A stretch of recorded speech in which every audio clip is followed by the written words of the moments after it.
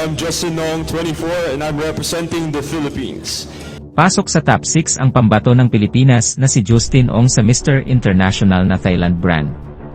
Ang tsinetong Pilipino na galing Tacloban ay hyper na hyper sa gabi ng parangal ng Mr. International 2024. Ang 23 years na kandidato natin ay aminadong kinabahan siya, ngunit kanyang ipanaalala sa kanyang sarili at sa mga kapwa niya kandidato na ang kanilang gabi ay isang malaking pagdiriwang ng lahat ng kanilang nalalaman at bilang mga magkakaibigan. Liban sa top 6, siya rin ang tinanghal na Best in National Costume. Gayak niya ang Golden Philippine Eagle.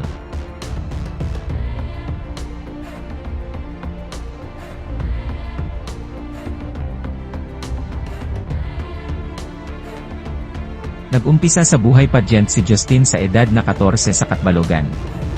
Idolo niya si Neil Perez, ang mamang pulis na nanalong Mr. International noong taong 2014. Sa kanyang pagsali sa national finals ng Mr. Worldwide, isa lang talaga ang titulong gusto niyang makuha, at ito ang Mr. International Philippines.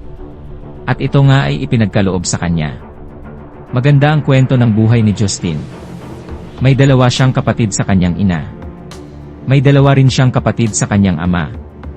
At mayroon din siyang kapatid na isa mula sa kanyang ama at ina, bali ito yung biological niyang kapatid. Noong 6 na taon pa lang siya, naghiwalay ang kanyang mga magulang.